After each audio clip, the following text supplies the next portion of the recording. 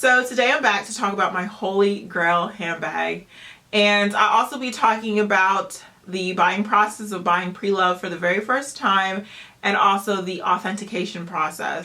And this is my holy grail. This is my favorite. This handbag makes me so happy. Whether I'm using it or I'm just coming in my makeup room and looking around, this handbag right here is just absolutely gorgeous.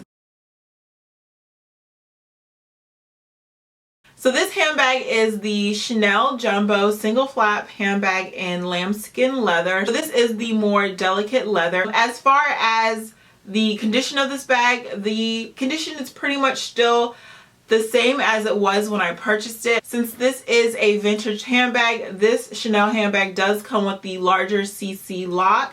And I believe that the larger CC locks are 24 karat gold plated, or maybe 18 karat gold plated, I can't remember, but I know for sure they are gold plated. And then of course it comes with the gold hardware throughout. This is the back of the bag, and it comes with the pocket on the back, the open pocket. And I do have an iPhone 6 Plus, and the iPhone 6 Plus does fit in the back pocket. Obviously, the back pocket isn't as tight as it would have been when it was new, so it easily fits in there without stretching. So as far as the outside condition of this bag, the leather has flattened out considerably. You can also tell there is a good amount of scuffing and scratches, and also wrinkling throughout this bag. On the back, it's also flattened out, although it does look a little bit more puffy in the back than it does in the front. There's definitely less wrinkling and less scratching and scuffs on the back as well. So as far as the bottom of the bag actually looks really nice. It was kept in really good condition on the bottom. There's not that many scratches and scuffs on the bottom, and also in the corners of this bag also look really nice.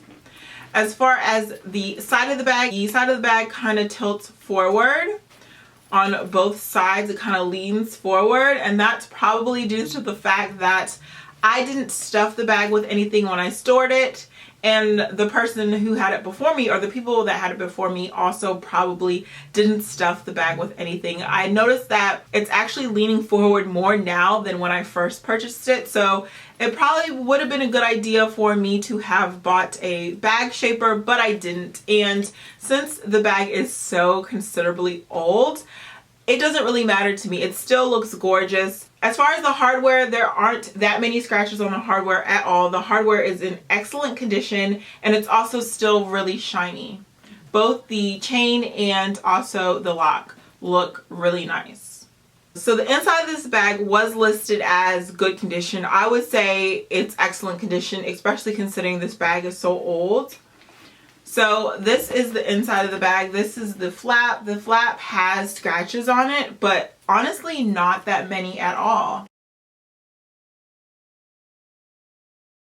And also the hardware on the inside of the flap looks nice. It's still shiny.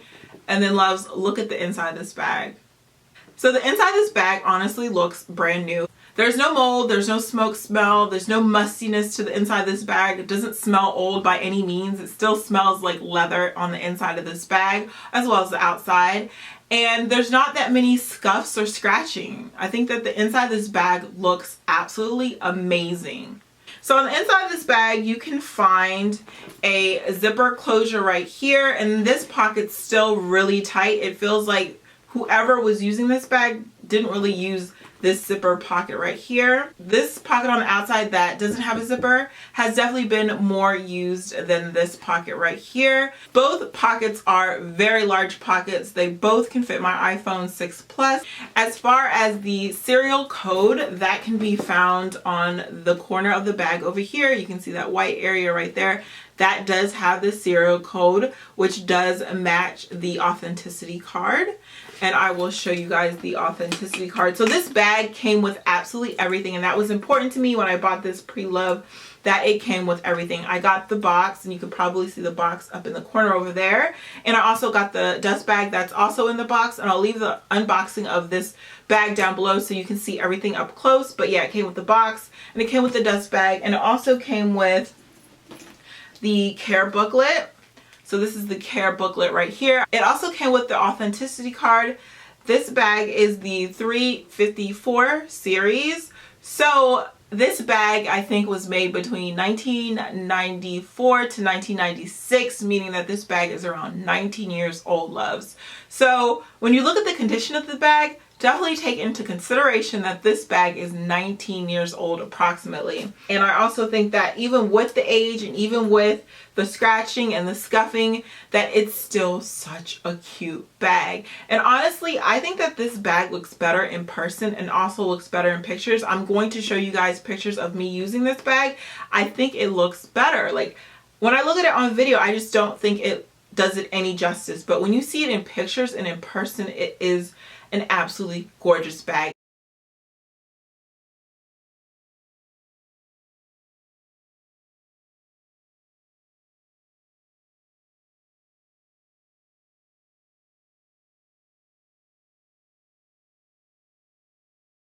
So if you're going about authenticating a bag that you see online, there are so many things that you have to pay attention to. And I'm not going to go in depth because I'm going to leave links down below on the specifics. But some of the things that you want to pay attention to, the actual quilting of your bag. Now this is an older bag and this bag has flattened out. This bag has started to bend forward. So the quilting doesn't match up as well as it would if it was a newer bag, or if it wasn't so old and wasn't bending forward. Now, if I straighten the bag out, obviously the quilting matches up, but when it's bending forward, it doesn't match up. But like I said, that's something you want to pay attention to, is to make sure your quilting matches up from your flap to the bottom of your bag. You also want your quilting to match up between your pocket, the top of the bag, your pocket, the sides of the bag, and the pocket of the bottom of your bag. And also do take into consideration how old your bag is. So maybe your squares don't match up. And I'll have some pictures of other people who have vintage bags and their squares don't match up perfectly.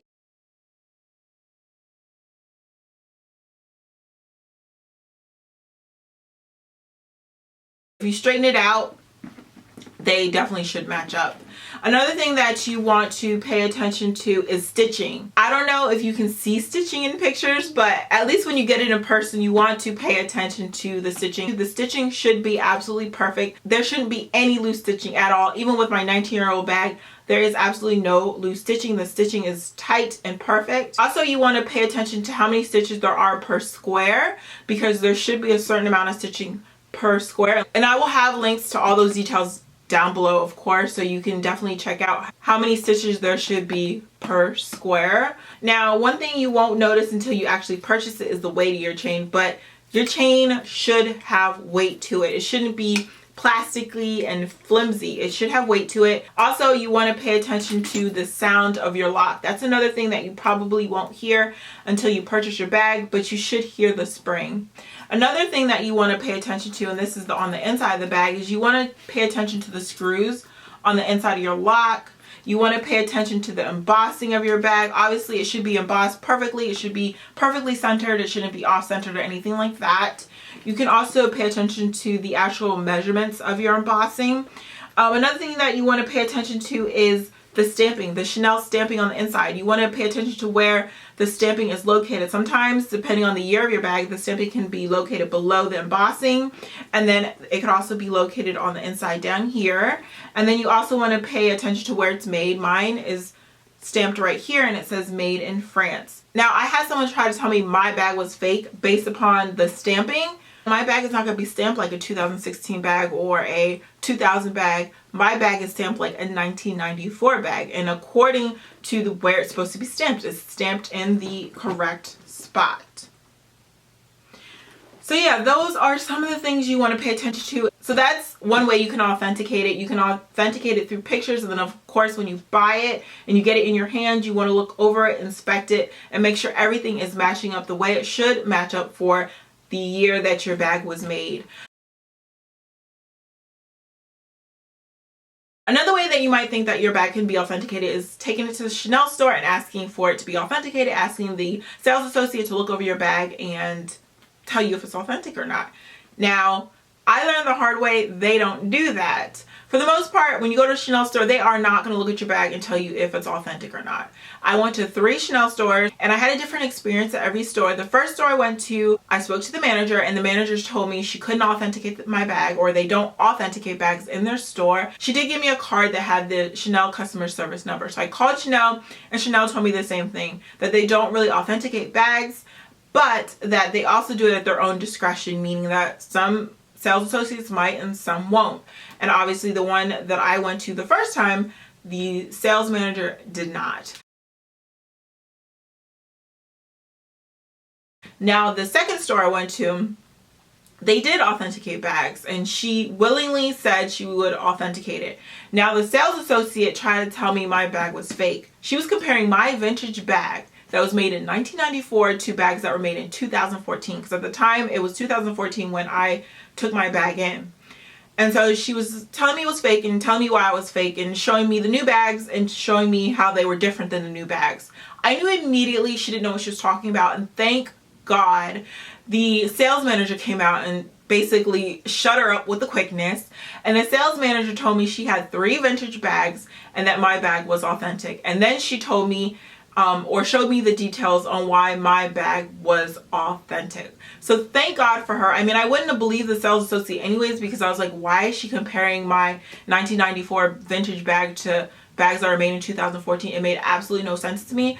But I did like the fact that I got the assurance from the manager that my bag was authentic. If you are lucky enough to get your bag authenticated, they're not going to give you a piece of paper saying it's authentic or a card saying it's authentic. They're not going to do anything like that. So I got her, I guess, approval that it was authentic and I was good to go. Even though I already knew it was authentic, I just wanted to see what she would say or what different stores would say. Now the third store I went to, I talked to a sales associate and it was a man, and he didn't authenticate my bag as far as saying, oh, it's authentic, but he did talk about the bag with me and give me details on the bag, and that's basically all he did.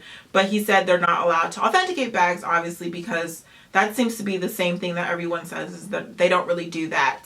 And it makes sense after I thought about it why they don't. Number one, they're sales associates, so they're trying to get as many sales as they can a day. I'm sure they don't want to be bombarded constantly with people bringing in their bags that they might have only spent $50 for, asking for their fake bags to be authenticated. That would be a complete waste of time. Number two, they might not know enough about bags to be able to authenticate it. They might not know enough about vintage bags or even the bags that they sell themselves to know the details and the specifics on why a bag might be fake and why a bag might be real. So it completely makes sense. You know, you don't want people saying a bag is real when it's not, or it's fake when it's not. So I guess they also don't want that liability. Another way you can go about authenticating your bag in store is if there's something wrong with your bag, if your lock is broken, if your chain is damaged, if there's something wrong, you can take it in and ask for it to be repaired by the Chanel spa. Now, obviously, if they repair your bag, it's authentic. If they tell you they can't repair your bag, it's because probably it's fake. So that's another way you can go about authenticating your bag, is asking for it to be sent to the Chanel spa and repaired. So the fourth way you can go about authenticating your bag is there are people online that you can pay them money and they will authenticate it for you. They will look at pictures in detail and they will send you a little piece of paper saying it's authentic, or they'll let you know if it's fake. Obviously, you have to go to a reputable person. You don't want to go to any Tom and Joe asking them to authenticate your bag. You want to go to a website that is well known and send them pictures and they will go about authenticating it for you. And obviously you have to send them high definition pictures so they can see the details, they can see the stitching, they can see the chain and the lock and the leather and all that good stuff. So I will also leave links down below of the ones or the people online that are reputable as far as asking them to authenticate your bag for you.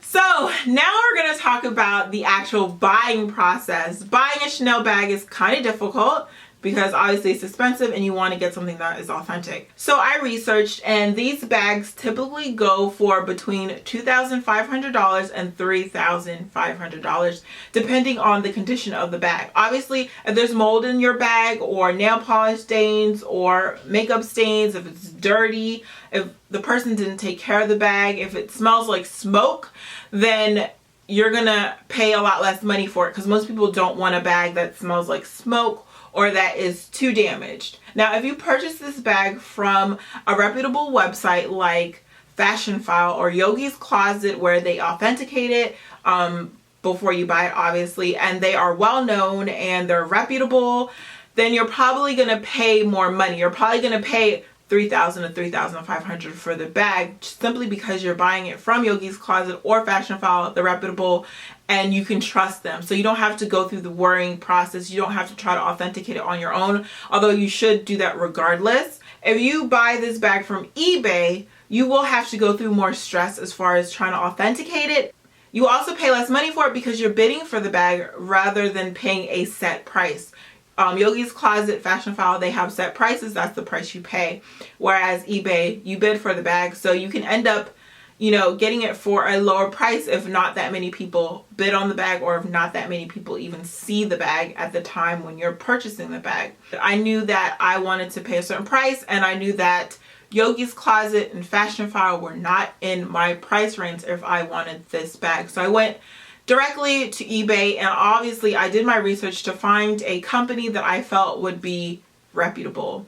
And I will have links down below of more information on the company I chose or the eBay store that I chose. And I found this bag and I knew that I immediately wanted it. Not only because the eBay store was reputable, the eBay store had zero negatives as far as selling fake bags. It might have a negative as far as shipping or packaging or something like that, but it had zero as far as selling fake bags. And all they do is sell Chanel, Louis Vuitton, and other high-end or luxury handbags and goods. So with them selling so many products all the time, and with the rating they had, I knew that their things had to be real, because if they weren't, eBay shuts down stores with the quickness if they sell fake stuff. So I knew as far as the rating, they were good. As far as the research I did on purse forums and blogs and YouTube, I knew that they were a reputable eBay store. Also, take into consideration the price.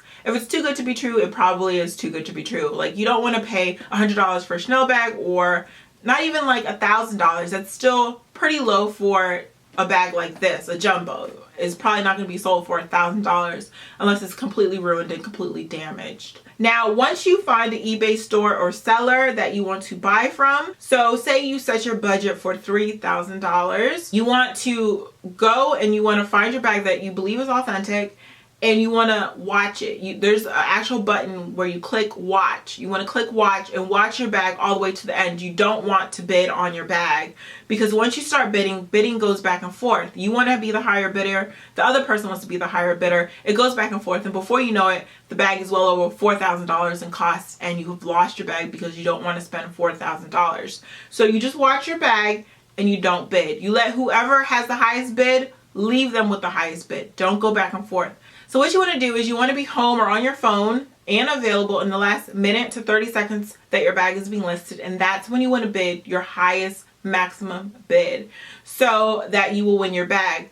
Because a lot of people don't know that. They bid their max bid and they go about their business, and they don't realize they're going to be outbid in the last minute to last 30 seconds. So in the last minute or last 30 seconds, bid your highest bid. Even if the bag is at $1,000, still bid your max bid of $3,000 or $2,500, whatever it is, because the bidding process is automatic. I don't know how to really explain it, but if somebody put in a higher max bid than you, it will automatically outbid you. Whereas if you put in a max bid that's higher than everyone, it will keep outbidding the other person that put in a max bid that was lower than you. So even if another person puts in, say, a max bid of $2,500 in the last minute, if you put in a max bid of $3,000 in the last minute, it will automatically outbid them. But it won't go up to $3,000 unless their max bid is close to being almost $3,000. So if their max bid was $2,500 and your max bid was $3,000, it might only go up to 2,550 or 2,600. It won't go all the way up to 3,000 if their max bid wasn't that high. So I don't know if that made sense for you, but hopefully it did.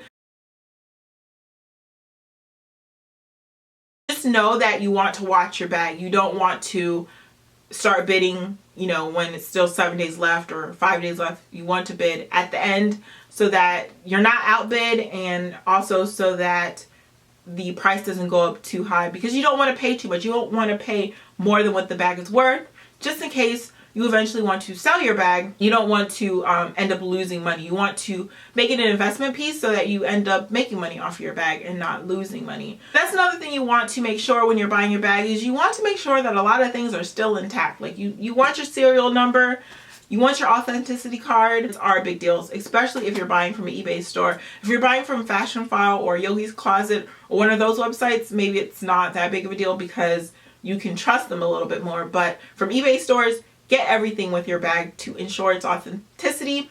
And if you find out that your bag is not authentic when you get it in hand, if you realize the chain's too light, or the chain's plasticky, or the lock is plasticky, or you can't hear the spring, or if you just find anything wrong with it where you know that your bag is not authentic, you are protected by PayPal and you are protected by eBay. You will get your money back if you file a claim.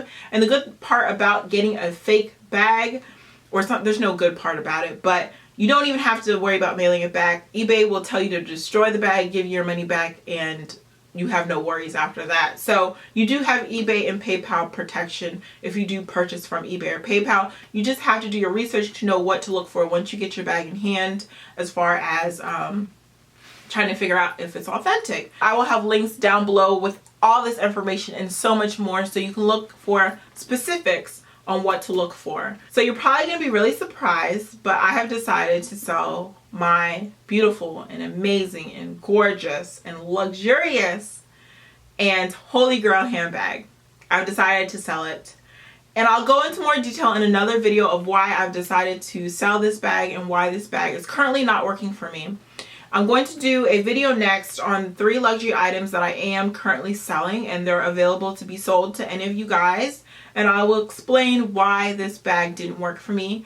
But even though I'm selling this bag, please know that this is still my holy grail handbag. This is still my favorite handbag of all time. And like I said, you have to watch the next video to find out the reason why this bag has to go at this current moment. Anyways, thank you guys for watching this video. I hope that you found that this video was helpful. Please comment and subscribe. Bye, loves.